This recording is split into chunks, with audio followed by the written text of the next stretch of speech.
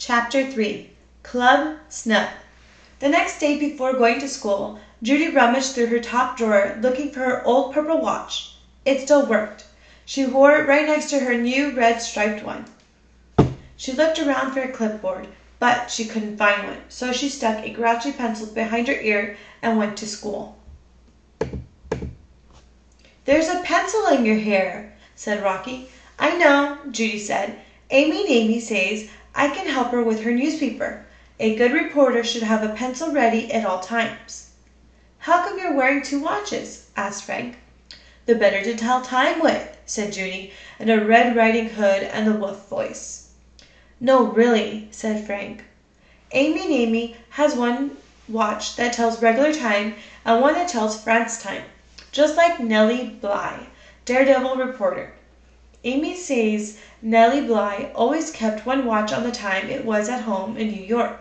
The other watch she changed to the time of England or Italy or France, wherever she was." "Whatever," said Rocky. "How come Amy's other watch is on France time?" asked Frank. "I don't know," said Judy. "I'll just have to get the scoop, won't I?" She took the pencil from her ear and wrote herself a note, just like a real reporter would do. "Maybe I'll ask her when she comes to our class right after morning recess to tell us a top secret scoop that only Mr. Todd knows." "Wait, she's coming here? To Mr. Todd's room?" asked Rocky. "She's not going to be in our class, is she?" asked Frank. "No, she just has a big fat secret to tell us." "How do you know?" Rocky asked.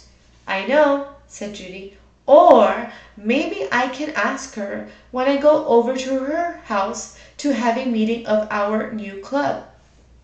"What new club?" asked Rocky. "What new club?" asked Frank. "The My Name is a Poem Club," said Judy. "Can we be in the club?" asked Frank. "It's for people all over the world who have names that rhyme, like Judy Moody, Amy Namey. Hello, Frank does not rhyme with Pearl. Rocky does not rhyme with Zang." "No fair," said Rocky. "We can't help it that our names don't rhyme." "I didn't make the rules," said Judy. "What if I change my name to Earl? Earl the Pearl rhymes." Judy and Rocky cracked up. "Then we'd have to call you Earl," said Rocky. "That would be weird." "Okay, so keep calling me Frank and come to the Toad P Club meeting on Saturday morning. Don't go to that rhyming girl's house." "What do you mean?" asked Judy. "Didn't Stink tell you? We're having a really big important meeting of the Toad P Club," said Frank. "How come?" "We want to enter Toady in a race they're having at the pet store that morning. Fur and Fangs. You can win a tarantula." "Stink told you this?" asked Judy. "Uh-huh.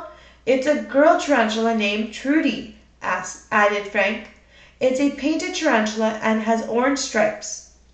And it has 8 eyes and fangs, and it keeps away robbers," said Rocky. "Robbers?" said Judy. "There aren't any robbers around here." "Yeah-huh, friend robbers," Rocky said. "Maybe it works on people who steal other people's friends, like Little Miss You-Know-Who. Well, sorry, but I have to go to my new club. Amy Namey says—" Amy Namey, that girl's all you talk about now," said Rocky. "Amy Namey sounds lamey if you ask me," said Frank. "Ha! Amy Namey said you'd say that," said Judy. Rocky looked at Frank. Frank looked at Rocky and shrugged. "What's wrong with you guys?" said Judy. "Yesterday you liked her." "Yeah, and yesterday you didn't like her," said Rocky. "Just 'cause she rhymes," said Frank. "We were friends with you first, before Susie New Club came along." "Yeah, along comes Amy Rhymey and you forget about us," Rocky said.